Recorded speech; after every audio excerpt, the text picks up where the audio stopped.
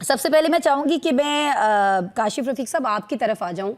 बहुत दिनों से हम पाकिस्तान में देख रहे थे, इंतखाबात तो ज़ाहिर है कि अमेरिका में हो रहे थे, लेकिन ज़ाहिर है कि बहुत सारी मामलात में अमेरिका की तरफ से, अगर मैं ये लफ्ज़ इस्तेमाल करूँ, अगर चाहें तो आप तस्दीक कर सकते हैं, इंटरवीन भी किया जाता है। और हम जानते हैं कि कहीं ना कहीं वहाँ की पॉलिटिक्स जो है वो हमारी पॉलिटिक्स को मुतासर कर रही होती है, बराह रास्त, बिलवास्ता या बिलावास्ता कह लीजिए। तो अभी ये जो इंतखाबात थे, इनको लेकर बहुत सारी चहमगोइयाँ हो रही थी, मैं उनकी जानिब आऊँगी, लेकिन पहले ये कि ट्रंप की कामयाबी को आप किस तरह से देखते हैं एक पाकिस्तानी होने के नाते, काशिफ साहब? बिस्मिल्लाहिर्रहमानिर्रहीम। देखें, इसमें कोई शक नहीं है, अमेरिका का दुनिया पे इन्फ्लुएंस है और अमेरिका अपना तसल्लुत कायम रखने के लिए मुख्तलिफ ममालिक के अंदर और उनके हमसाया में प्रॉक्सी करता है, चीज़ों को कंट्रोल करता है, चीज़ों को लेकर चलता है, क्योंकि उसने अपना एक तसल्लुत कायम रखना है। वो समझता है कि वो लीडिंग साइड पे है दुनिया की।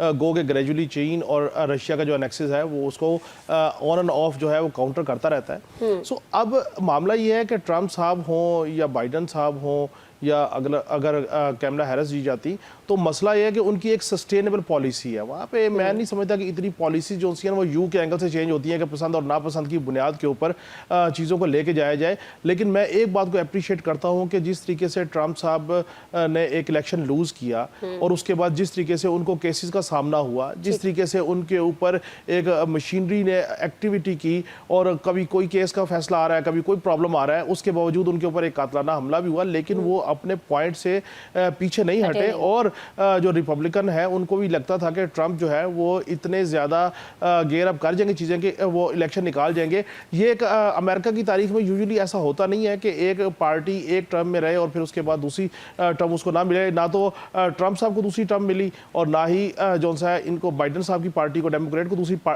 वो मिली टर्म मिली। लेकिन इक्का दुक्का केसेस सामने हो सकता है अमेरिका की हिस्ट्री में।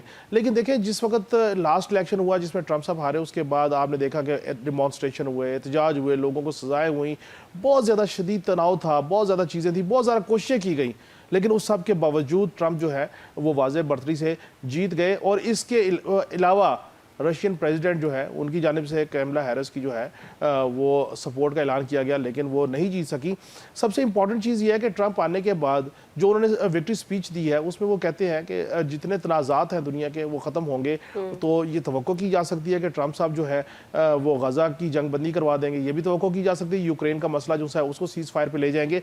और ये प्रैक्टिस है कि जिस वक्त बानी तहरीक इंसाफ वज़ीर आज़म थे और वो ट्रंप से मिलने गए, तो वहाँ पे उन्होंने उस वक्त भी कहा था कि कश्मीर के मामले के ऊपर वो सालसी के लिए तैयार है या कोई ना कोई रास्ता निकाल सकते हैं। लेकिन अनफॉर्चुनेटली वो मामला सेटल नहीं हो सका। अगर गजा का मसला सेटल हो जाता है और यूक्रेन का मसला सेटल हो जाता है, तो मैं समझता हूँ कि ये दुनिया के अमन के लिए एक बहुत बड़ा इनिशिएटिव होगा ट्रंप की तरफ से, जो उन्होंने कहा। अब वो किस हद तक कर पाते हैं, किस हद तक नहीं कर सकते, ये दूसरा मामला है। बाकी रही पाकिस्तान की बात, ठीक है, जुल्फी बुखारी साहब के चूंकि इनकी फैमिली के साथ रिलेशन है और लोगों को ये तवक्को है पीटीआई को कि शायद ट्रंप साहब आएंगे और हुक्म देंगे और अडयाला जेल के ताले खुलेंगे और काम सारा सीधा हो जाएगा। इतना आसान काम नहीं होता। हर मुल्क की अपनी एक चीज़ें हैं, मामलात हैं। और अगर कोई तरीका डील या ढील का, मैं तवातुर से बात करता हूँ कि इमरान खान साहब को मुयसर आया भी सही, तो वो कोई ना कोई सेट पैटर्न होगा। ये नहीं हो सकता कि 9 मई के वाकयात को यकलख्त ख़त्म कर दिया जाए, भले वो ट्रंप साहब की सिफारिश या किसी की हो। उसके ऊपर बहरहाल उनको एक क्लियर स्टैंड लेना पड़ेगा, उसकी मजम्मत करनी पड़ेगी, एक क्लियर कट जो सा चीज़ों को लेके जाएंगे, तभी उनको रिलीफ मिल सकता है।